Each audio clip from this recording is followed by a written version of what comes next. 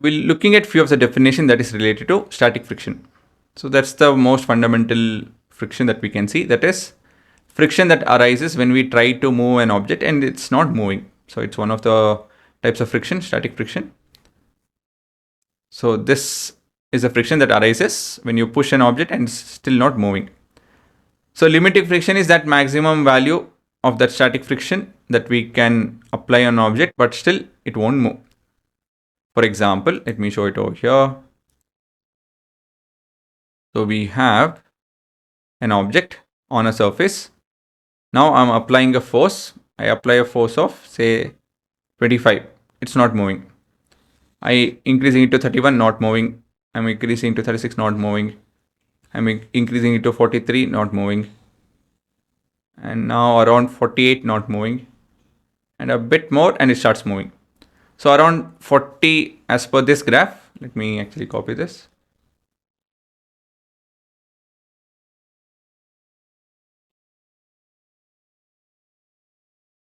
From this value. Okay, so if we map this value onto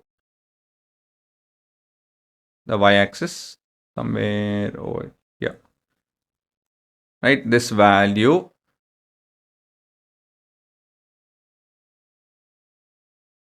is our limiting friction. That's it. So that's our limiting friction. So limiting friction is, as per the definition, it is a maximum force of static friction which comes into play when a body just starts moving over the surface of another body is called as limiting friction. It's simple, guys. You can think of it in this way. What is that force that I can apply? What is the maximum force that I can apply so that the body does not move? As simple as that. Okay, so that's our limiting friction. Next definition that we need to know is coefficient of static friction. So this talk about how much the two objects are interlocked.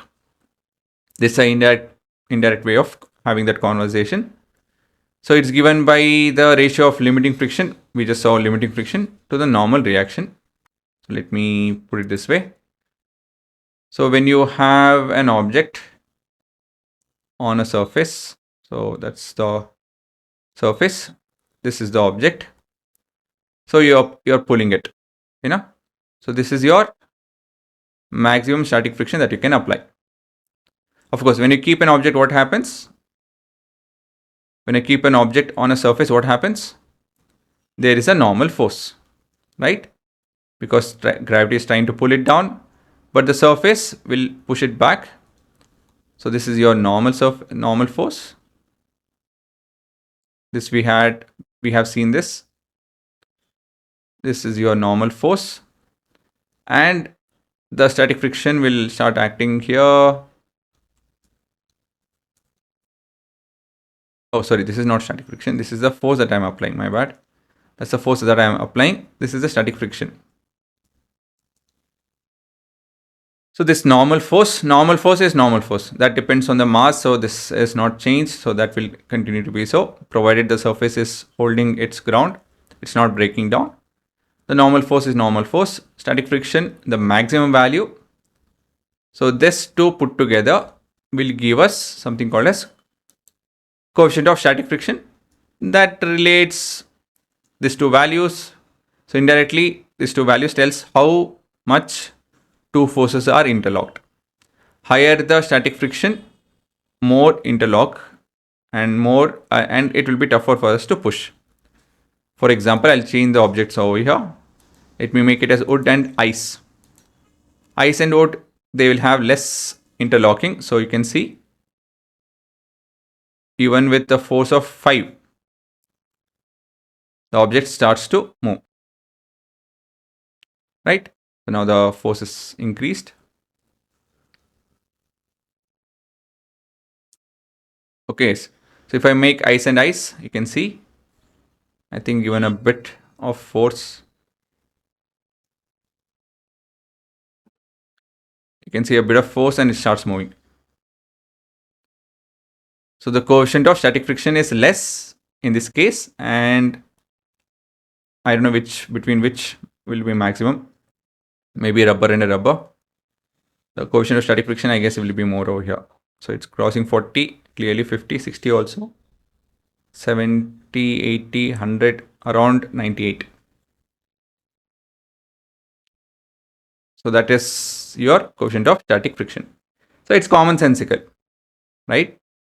So one is we need to know when the object is not moving, we need to know what is the maximum value that I can put. So this helps us in material design and, so what I can imagine is a car standing on a surface, right? And the surface is slant. So it should not slide. The car should not slide, that's not good. So the concept of limiting friction comes into picture. So if you are designing a road, so you need to know this value, right? So limiting friction, we need to know. So post that value, the objects will start sliding on a slope. That also we'll be seeing.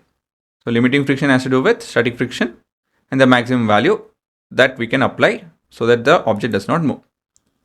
Coefficient of static friction deals with how interlocked things are.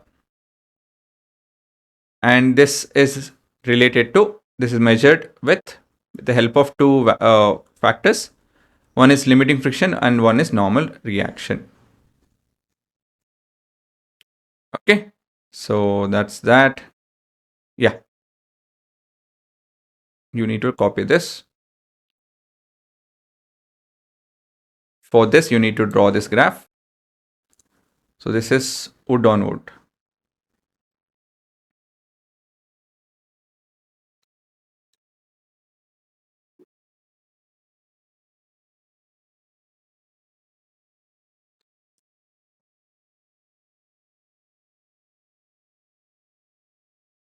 Then you need to copy this. And for this, you guys can draw this diagram.